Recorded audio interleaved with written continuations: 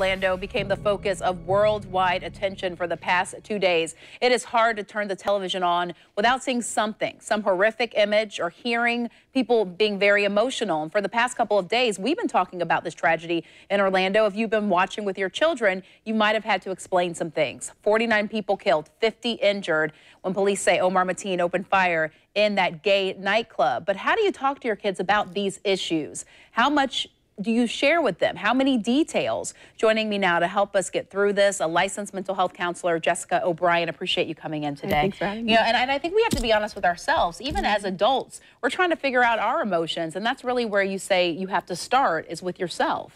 Right. You want to take some time away from your children to really process how you're feeling about it. What do you know? How are you processing those emotions so that you can get that under control before you talk to your kids about how they're feeling? And, and I often find that when I write things down, it makes it a little more clear for me. Definitely. And then it almost gives me that roadmap for how I can go into the next interaction. For sure. And depending on the age of our kids, you're even saying 7 or 8, it may be appropriate just not to mention this at all. Definitely. Depending on their developmental age, their developmental stage, under 7 or 8, really, it's recommended that you may not even need to have a conversation about it.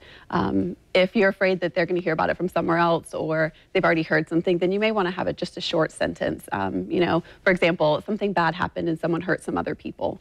And then just listen to their questions or their feelings, really follow their lead. And I was going to say, I mean, it's our responsibility as parents or caregivers to watch what's on the television. Exactly. You know, my son, he wasn't even 4 at the time, and he saw something on television, and it was on the news, and then he starts asking me questions, and I was so not prepared for it. And I did. I kept it short and simple, and then tried to quickly move on. But as you said, you know, our kids are exposed to so much through their friends. Definitely. So you're saying the key to that is to let them lead. Yes, listen to their concerns. What do they know? You know, you can ask them questions. How are they feeling? And really just follow their lead on that. Okay, elementary school students, that's a whole nother beast. Sure. You know, you get into the 2nd and 3rd grade. Right. And teachers, you know, this is a hard one for them because they don't know how to talk about it and what the parents are telling the kids. How should you start with that? So for elementary age, they may have seen some pictures, they may have seen the news. So again, you want to follow their lead, see what they know, ask them questions, find out how they're feeling, and you want to limit details and specifics. They really don't need to know all of the details of what happened.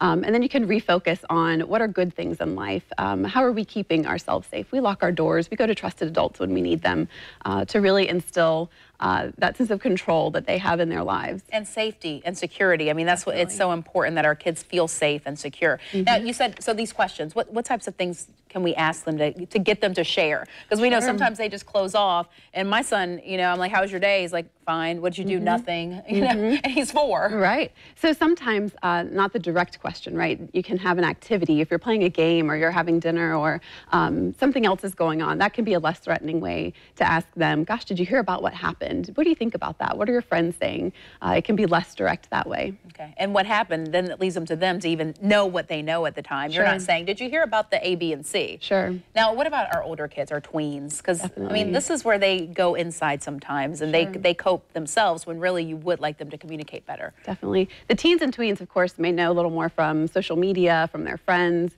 And so we really want to just ask them, again, follow their lead. What do you think about this? And it may point to bigger questions.